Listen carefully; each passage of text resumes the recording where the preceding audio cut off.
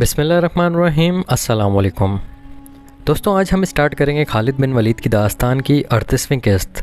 تو جن دوستوں نے پچھلی قسطیں نہیں دیکھی وہ پچھلی قسطیں لازمی دیکھیں تاکہ اگلی تمام قسطوں کو سمجھنے کے لیے ان کو آسانی ہو جائے۔ دوستوں، کہانی اسٹارٹ کرنے سے پہلے آپ لوگوں سے ریکویسٹ ہے کہ ہمارا چینل ضرور سبسکرائب کریں اور اگر ویڈیو پسند آئے تو لائک اور شیئر ضرور کریں۔ تو اسٹارٹ کرتے ہیں آج کی 38ویں قسط۔ مسلمہ دربار میں بیٹھا نہار الرجال سے کہہ رہا تھا کہ مدینہ کی طرف کوچ کی تیاری کرنی چاہیے۔ نہار الرجال کچھ کہنے بھی نہیں پایا تھا کہ مسلمہ کو اطلاع دی گئی کہ ایک جاسوس آیا ہے۔ مسلمہ نے اسے فوراً بلا لیا۔ مسلمانوں کا لشکر آ رہا ہے، جاسوس نے کہا۔ تعداد 10 اور 15 ہزار کے درمیان ہے۔ تم نے جب دیکھا یہ لشکر کہاں تھا؟ مسلمہ نے پوچھا۔ وادی حنیفہ سے کچھ دور تھا، جاسوس نے کہا۔ اب اور آگے آ چکا ہوگا۔ ان بدبختوں کو موت وادی حنیفہ میں لے آئی ہے، مسلمہ نے رونت سے کہا۔ انہیں معلوم نہیں کہ ان کا 10-15 ہزار کا لشکر میرے 40 ہزار شیروں کے ہاتھوں چیرا پھاڑا جائے گا۔ وہ اٹھ کھڑا ہوا۔ تمام درباری احترام کے لیے اٹھے۔ وہ نہار الرجال کو ساتھ لے کر دربار سے نکل گیا۔ اس نے اپنا گھوڑا تیار کرایا۔ نہار الرجال کو ساتھ لیا اور دونوں گھوڑے انہیں یمامہ سے دور لے گئے۔ وہ وادی حنیفہ کی طرف جا رہے تھے۔ اس وادی سے وہ زندہ نہیں نکل سکیں گے۔ راستے میں مسلمہ نے نہار الرجال سے کہا، میرے اس بندے سے وہ واقف نہیں۔ نہار الرجال نے کہکا لگایا اور کہا، آج محمد صلی اللہ علیہ وسلم کا اسلام وادی حنیفہ میں دفن ہو جائے گا۔ وہ آدھا راستہ طے کر چکے تھے کہ آگے سے ایک گھوڑ سوار گھوڑا سر پر دوڑاتا آ رہا تھا۔ مسلمہ کو دیکھ کر وہ رک گیا۔ یا نبی، گھوڑ سوار نے ہانپتی ہوئی آواز میں کہا، مجاہ بن مرارہ کو مسلمانوں نے قید کر لیا ہے۔ مجاہ کو؟ مسلمہ نے حیرت سے کہا۔ مجاہ کو مسلمانوں نے؟ نہار الرجال نے ڈری ہوئی سی آواز میں کہا، مجاہ کی ٹکر کا ہمارے پاس اور کوئی سالار نہیں۔ مسلمہ نے کہا، مجاہ کا قید ہو جانا ہمارے لیے اچھا شگن نہیں۔ مجاہ بن مرارہ مسلمہ کا بڑا ہی قابل اور دلیر سالار تھا۔ وہ خالد رضی اللہ تعالیٰ عنہ سے ملتا جلتا تھا۔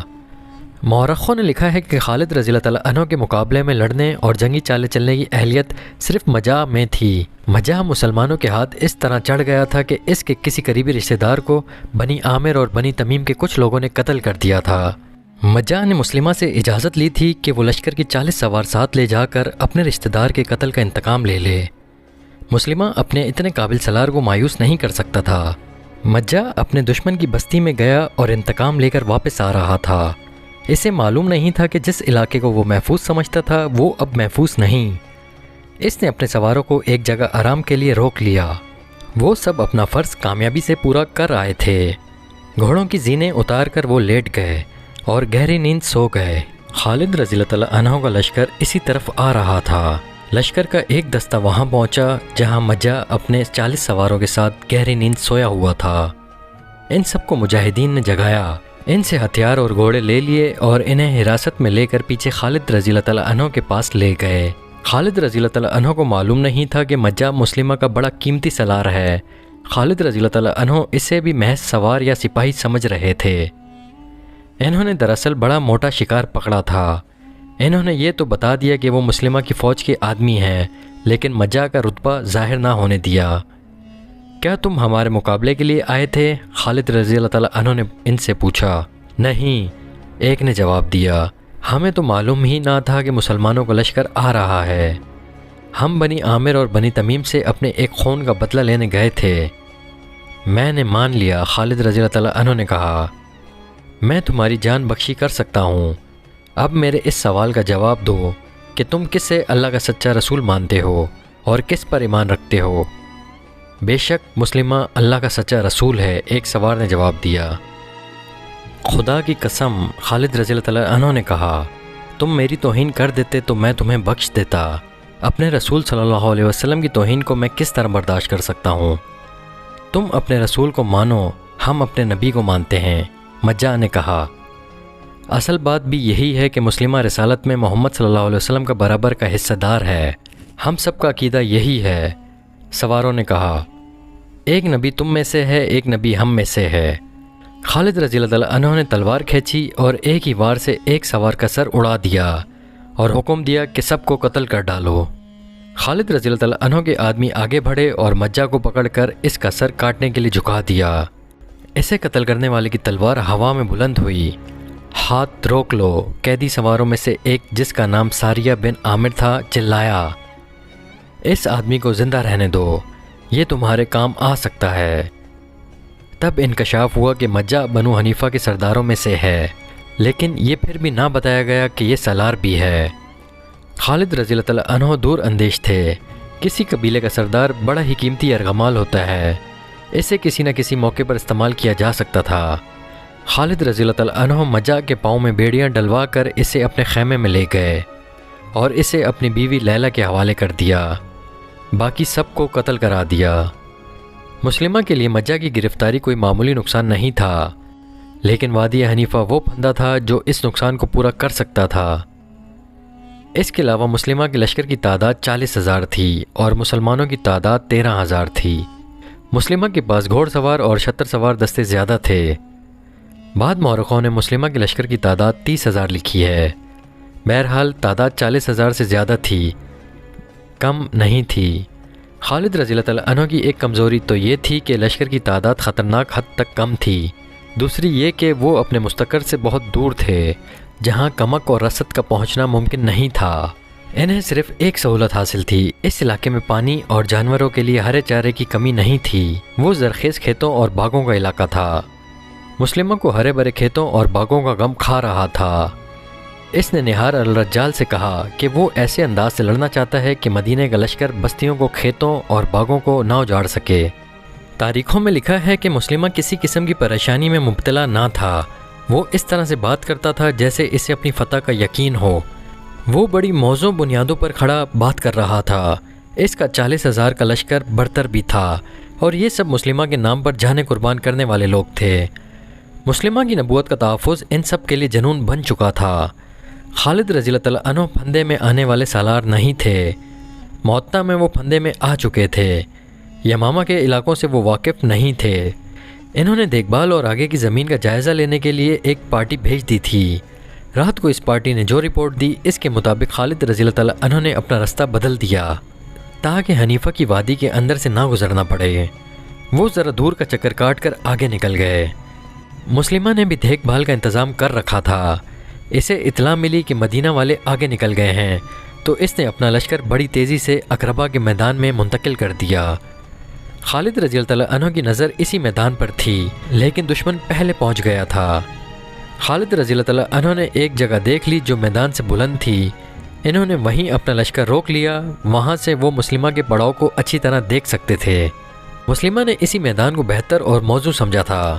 ایک تو اس نے اپنے لشکر کا تمام تر ساز و سامان اور مال و اسباب اپنی خیمہ گاہ سے پیچھے رکھا تھا، دوسرا یہ کہ کھیتیاں اور باغات بھی لشکر کے پیچھے تھے، ان سب کی وہ بڑی اچھی طرح سے حفاظت کر سکتا تھا۔ اس نے یہ بھی دیکھ لیا تھا کہ خالد رضی اللہ تعالیٰ عنہ یہاں سے آگے یمامہ کو بڑھے تو وہ ان پر عقب سے حملہ کر دے گا۔ خالد رضی اللہ تعالیٰ عنہ بھی اس صورت کو بھانپ چکے تھے، وہ یہاں سے آگے بڑھے تو مارے جائیں گے۔ مسلمہ نے اپنے لشکر کو 3 حصوں میں تقسیم کر دیا۔ اس نے دائیں حصے کی قیادت نہار الرجال کو دی، بائیں حصے کا سالار محکم بن طفیل تھا اور درمیان میں یعنی قلب میں وہ خود رہا۔ اس نے اپنے بیٹے کو جس کا نام شرجیل تھا کہا کہ وہ لشکر سے خطاب کرے۔ ایک شرجیل بن حسنہ خالد رضی اللہ تعالیٰ عنہ کے لشکر کا سالار تھا۔ مسلمہ کے بیٹے کا نام بھی شرجیل تھا۔ شرجیل گھوڑے پر سوار ہوا اور اپنے لشکر کے تینوں حصوں کے سامنے باری باری جا کر کہا، اے بنو حنیفہ، آج اپنی آن اور اپنی آبرو پر مر مٹنے کا وقت آ گیا ہے۔ خدا نے تمہارے نبی کو نبوت دی ہے، آج اپنی نبوت اور آبرو کی خاطر اس طرح لڑو کہ مسلمانوں کو پھر کبھی تمہارے سامنے آنے کی جرت نہ ہو۔ اگر تم نے پیٹھ دکھائی تو دشمن تمہاری بیویوں، تمہاری بہنوں اور تمہاری بیٹیوں کو لونڈیاں بنا لے گا، اور اس زمین پر ہی جو تمہاری زمین ہے ان کی آبرو لوٹے گا۔ تم یہ منظر برداشت کر لو گے؟ مسلمہ کے لشکر کو جیسے آگ لگ گئی ہو، وہ مسلمہ کے نام کے نعرے لگانے لگے، گھوڑے کھر مار مار کر ہنہنانے لگے۔ خالد رضی اللہ تعالیٰ عنہ اس صورتحال کا مقابلہ کرنے کے لیے تیار تھے کہ مسلمہ کا لشکر ان پر فوراً حملہ کر دے گا۔ نفری کے افراد کے زور پر مسلمہ کو حملہ کر دینا چاہیے تھا، لیکن مورخ لکھتے ہیں کہ وہ جنگ کے فن میں مہارت رکھتا تھا، اس نے حملے میں پہل نہ کی۔ اس کا خیال تھا کہ پہلے خالد رضی اللہ تعالیٰ عنہ حملہ کرے اور دفاع میں لڑا جائے، اور جب مسلمان تھک جائیں تو دائیں بائیں سے حملے کر کے انہیں ختم کر دیا جائے۔ اس دور کی تحریریں بتاتی ہیں کہ خالد رضی اللہ تعالیٰ عنہ مسلمہ کی چال نہ سمجھ سکے۔ انہوں نے اپنے سالاروں سے کہا کہ مرتدین سے آمنے سامنے کی جنگ اس طرح لڑی جائے کہ اسے اپنے دستوں کو ادھر ادھر کرنے کی مہلت نہ ملے اور وہ دفاعی لڑائی لڑتا رہے۔ خالد رضی اللہ تعالیٰ عنہ کو توقع تھی کہ 13,000 سے 40,000 کو اسی طریقے سے شکست دی جا سکتی ہے کہ اسے کوئی چال چلنے کا موقع نہ دیا جائے۔ اس وقت کے رواج کے مطابق خالد رضی اللہ تعالیٰ عنہ کو بھی ضرورت محسوس ہوئی کہ اپنے لشکر کا حوصلہ بڑھائیں۔ خلیفۃ المسلمین رضی اللہ تعالیٰ عنہ نے خالد رضی اللہ تعالیٰ عنہ کی مدد کے لیے جو دستے بھیجے تھے، ان میں قرآن کے حافظ اور خوش الحان قاری بھی خاصی تعداد میں تھے۔ اس دور کے حافظ قرآن اور قاری ماہر تہک زن اور لڑنے والے بھی ہوتے تھے، وہ مسجدوں میں بیٹھے رہنے والے لوگ نہیں تھے۔ اس کے علاوہ خالد رضی اللہ تعالیٰ عنہ کے ساتھ وہ لوگ بھی تھے جنہوں نے ہر میدان میں اپنے سے کئی گنا طاقتور دشمن کو شکستیں دی تھیں۔ خالد رضی اللہ تعالیٰ عنہ کے لشکر میں عمر رضی اللہ تعالیٰ عنہ کے بھائی زید رضی اللہ تعالیٰ عنہ بن الخطاب اور ان کے بیٹے عبداللہ رضی اللہ تعالیٰ عنہ بھی تھے۔ اس کے علاوہ ابو دجانہ رضی اللہ تعالیٰ عنہ بھی تھے، جو جنگ احد میں ان تیروں کے سامنے کھڑے ہو گئے تھے جو رسول کریم صلی اللہ علیہ وسلم پر آ رہے تھے۔ انہوں نے اپنے جسم کو آپ صلی اللہ علیہ وسلم کی ڈھال بنا دیا تھا۔ خلیفۃ المسلمین رضی اللہ تعالیٰ عنہ کے بیٹے عبد الرحمن بھی تھے، اور ایک خاتون ام عمارہ رضی اللہ تعالیٰ عنہ اپنے بیٹے کے ساتھ گئی تھیں۔ ام عمارہ رضی اللہ تعالیٰ عنہ جنگ احد میں باقاعدہ لڑی تھیں۔ ان کے علاوہ وحشی نام کا حبشی رضی اللہ تعالیٰ عنہ بھی خالد رضی اللہ تعالیٰ عنہ کے ساتھ تھا، جس کی پھینکی ہوئی برچی نشانے سے بال برابر ادھر ادھر نہیں ہوتی تھی۔ قبول اسلام سے پہلے جنگ احد میں اسی وحشی رضی اللہ تعالیٰ عنہ نے حمزہ رضی اللہ تعالیٰ عنہ کو برچی پھینک کر شہید کیا تھا۔ مجاہدین کا لشکر تعداد میں تو کم تھا، لیکن جوش جہاد اور جذبے کے لحاظ سے کمتر نہ تھا۔ خالد رضی اللہ تعالیٰ عنہ نے خود بھی اپنے لشکر کا حوصلہ بڑھایا اور قرآن کے حافظوں اور قاریوں سے کہا کہ وہ مجاہدین مدینہ کو آیات قرآنی سنا کر بتائیں کہ وہ گھروں سے اتنی دور کس مقصد کے لیے لڑنے آئے ہیں۔ قاری اپنی اثر آوازوں میں لشکر کو وہ آیات سنانے لگے جن میں مسلمانوں کے لیے جہاد فرض قرار دیا گیا ہے۔ یہ سلسلہ رات بھر چلتا رہا۔ اللہ کے سوا اور کون تھا جو ان قلیل تعداد مجاہدین اسلام کی مدد کرتا؟ مورخین کے مطابق مجاہدین کے اس لشکر نے تمام رات عبادات اور دعاؤں میں گزار دی۔ دسمبر 232 عیسوی کے تیسرے ہفتے کی ایک صبح طلوع ہوئی تو خالد رضی اللہ تعالیٰ عنہ نے مسلمہ کے لشکر پر حملے کا حکم دے دیا۔ خالد رضی اللہ تعالیٰ عنہ نے بھی اپنے لشکر کو 3 حصوں میں تقسیم کر رکھا تھا۔ قلب کی قیادت انہوں نے اپنے پاس رکھی تھی۔ ایک طرف ابو حذیفہ رضی اللہ تعالیٰ عنہ اور دوسری طرف زین بن خطاب رضی اللہ تعالیٰ عنہ تھے۔ مسلمان جس قہر و غضب سے حملہ آور ہوئے اور جس بے جگری سے لڑے، وہ دیکھ کر خالد رضی اللہ تعالیٰ عنہ کو امید بندھ گئی کہ وہ مرتدین کے لشکر کو اکھاڑ پھینکیں گے۔ خود خالد رضی اللہ تعالیٰ عنہ سپاہیوں کی طرح لڑ رہے تھے، لیکن خاصا وقت گزر جانے کے بعد بھی مسلمہ کا لشکر جہاں تھا وہیں رہا۔ بہت سے مجاہدین پہلے حملے میں ہی شہید ہو گئے۔ دن گزرتا جا رہا تھا، میدان جنگ کا قہر بڑھتا جا رہا تھا۔ ایک شور تھا، چیخ و پکار تھی، کربناک آہ و بکا تھی جو زمین و آسمان کو ہلا رہی تھی۔ مسلموں کا لشکر گھوم پھر کر لڑ رہا تھا۔ اس کی کوشش یہ تھی کہ مسلمانوں کو گھیرے میں لے لے، اور مسلمانوں کا عزم یہ تھا کہ مرتدین کے اس لشکر کے قدم اکھاڑنے ہیں اور یمامہ پر قبضہ کرنا ہے۔ دونوں لشکر اپنی کوششوں میں ناکام ہو رہے تھے۔ اگر کامیاب تھا تو وہ مسلمہ کا لشکر تھا۔ مسلمہ بہت چالاک اور ہوشیار جنگی قائد تھا۔ وہ جائزہ لیتا رہا کہ مسلمان کب تھک کر چور ہوتے ہیں۔ آدھا دن گزر گیا، زمین خون سے لال ہوتی جا رہی تھی۔ زخمی انسان بھاگتے دوڑتے گھوڑوں تلے کچلے جا رہے تھے۔ مسلمان اس قدر بے جگری سے لڑنے کی وجہ سے کچھ جلدی تھک گئے۔ اس نے اپنے لشکر کے ایک تازہ دم حصے کو مسلمانوں پر حملہ کرنے کا حکم دیا۔ اس کے لشکر کا یہ حصہ طوفانی موج کی طرح آیا۔ مسلمہ نے سب کو یقین دلا رکھا تھا کہ جو اس کی نبوت کی خاطر لڑتا ہوا مرے گا وہ سیدھا جنت میں جائے گا۔ خالد رضی اللہ تعالیٰ عنہ نے تھوڑی ہی دیر بعد محسوس کر لیا کہ اس کے لشکر پر دباؤ بہت تیز ہو گیا ہے۔ خالد رضی اللہ تعالیٰ عنہ کوئی چال سوچ ہی رہے تھے کہ مسلمانوں نے پیچھے ہٹنا شروع کر دیا۔ آگے والے دستے تیزی سے پیچھے ہٹے، پیچھے والے ان سے زیادہ تیزی سے پسپا ہوئے۔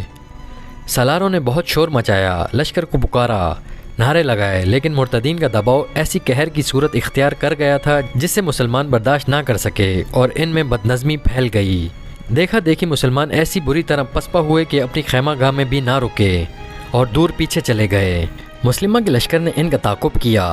احد کے میدان میں بھی مسلمانوں نے اپنے لیے ایسی ہی صورتحال پیدا کر لی تھی اور ہزیمت اٹھائی تھی۔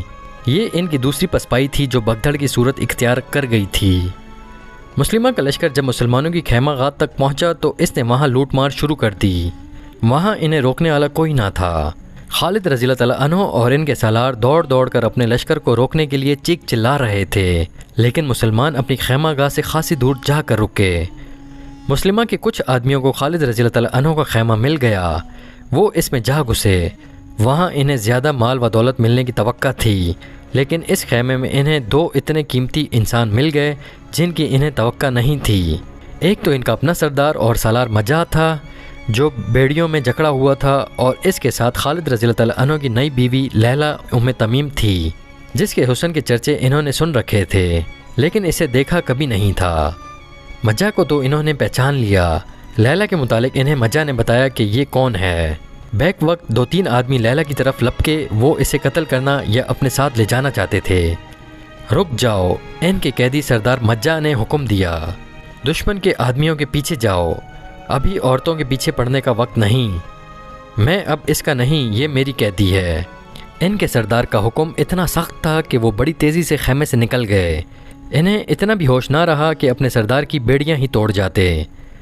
تم نے مجھے ان آدمیوں سے کیوں بچایا ہے؟ لیلہ نے مجاہ سے پوچھا۔ کیا تم مجھے اپنا مال غنیمت سمجھتے ہو؟ اگر تمہاری نیت یہی ہے تو کیا تمہیں یہ احساس نہیں کہ میں تمہیں قتل کر سکتی ہوں؟ تم نے میرے ساتھ جو اچھا سلوک قید کے دوران کیا ہے، میں اس کے صلے میں اپنی جان دے سکتا ہوں۔ مجاہ نے کہا، خدا کی قسم، میری بیڑیاں ٹوٹ کر تمہارے پاؤں میں پڑ جائیں تو بھی میں تمہیں مال غنیمت یا لونڈی نہیں سمجھوں گا۔ تم نے مجھے قیدی نہیں مہمان بنا کر رکھا ہے، میں نے تم پر کوئی احسان نہیں کیا۔ لیلہ نے کہا، یہ مسلمانوں کی روایت ہے کہ دشمن ان کے گھر چلے جائے تو وہ اسے معزز مہمان سمجھتے ہیں۔ اگر تم میرے گھر میں ہوتے تو میں تمہیں اور زیادہ آرام پہنچا سکتی تھی۔ لیلہ، مجاہ نے کہا، کیا تجھے ابھی احساس نہیں ہوا کہ تمہارا خاوند شکست کھا کر بھاگ گیا ہے اور تم میرے قبضے میں ہو؟ فتح اور شکست کا فیصلہ خدا کرے گا، لیلہ نے جواب دیا۔ میرا خاوند اس سے زیادہ سخت چوٹیں برداشت کر سکتا ہے۔ کم فہم خاتون، مجاہ نے فاتحانہ مسکراہٹ سے کہا، کیا تجھے ابھی تک احساس نہیں ہوا کہ خدا مسلمہ کے ساتھ ہے جو اس کا سچا نبی ہے؟ محمد صلی اللہ علیہ وسلم کی رسالت سچی ہوتی۔ مجاہ کچھ بولنے ہی والا تھا، لیلہ نے گرج کر اس کی بات وہیں ختم کر دی اور بولی، اگر تو نے محمد صلی اللہ علیہ وسلم کی رسالت کے خلاف کوئی بات کی تو مجھ پر تیرا قتل فرض ہو جائے گا۔ میں دیکھ رہی ہوں کہ میرا لشکر مجھے اس خیمہ گاہ میں اکیلا چھوڑ کر بھاگ گیا ہے جہاں میرے دین کے دشمن لوٹ مار کر رہے ہیں، لیکن میرے دل پر ذرا سا بھی خوف نہیں۔ خوف اس لیے نہیں کہ مجھے اللہ پر پورا بھروسہ ہے۔ مجاہ خاموش رہا اور وہ کچھ دیر نظریں لیلہ کے چہرے پر گاڑے رہا۔ باہر فاتح لشکر کا فاتحانہ گل گپاڑا تھا، وہ مسلمانوں کے خیمے کو پھاڑ پھاڑ کر ان کے ٹکڑے بکھیر رہے تھے۔ مجاہ اور لیلہ کو توقع تھی کہ ابھی مسلمہ کے آدمی آئیں گے اور دونوں کو ساتھ لے جائیں گے، لیکن اچانک گل گپاڑا ختم ہو گیا اور لوٹ مار کرنے والے لوگ بھاگتے دوڑتے خیمہ گاہ سے نکل گئے۔ اس کی وجہ یہ تھی کہ مسلمہ کی طرف سے حکم آیا تھا کہ فوراً واپس میدان اقربہ میں پہنچو، کیونکہ مسلمہ نے دیکھ لیا تھا کہ مسلمان بڑی تیزی سے اکٹھے ہو کر منظم ہو رہے تھے۔ مسلمہ کوئی خطرہ مول نہیں لینا چاہتا تھا، مسلمانوں کی شجاعت اور ان کے جذبے سے مروب تھا۔ مجاہ اور لیلہ خیمے میں اکیلے رہ گئے۔ مجاہ کے چہرے پر جو رونق آئی تھی وہ پھر بجھ گئی۔ خالد رضی اللہ تعالیٰ عنہ اتنی جلدی ہار ماننے والے نہیں تھے، ضائع کرنے کے لیے ان کے پاس ایک لمحہ بھی نہیں تھا۔ انہوں نے اپنے سالاروں اور کمانداروں کو اکٹھا کیا اور انہیں اس پسپائی پر شرم دلائی۔ اتنے میں ایک گھوڑا سرپٹ دوڑاتا آیا اور سالاروں وغیرہ کے اجتماع میں آ رکا۔ وہ عمر رضی اللہ تعالیٰ عنہ کے بھائی زید بن خطاب رضی اللہ تعالیٰ عنہ تھے۔ خدا کی قسم ابن ولید، زید رضی اللہ تعالیٰ عنہ نے گھوڑے سے کود کر اترتے ہوئے جوشیلی آواز میں کہا، میں نے مسلمہ کا دایاں ہاتھ کاٹ دیا ہے، میں نے نہار الرجال کو اپنے ہاتھوں سے قتل کیا ہے، یہ اللہ کا اشارہ ہے کہ فتح ہماری ہوگی۔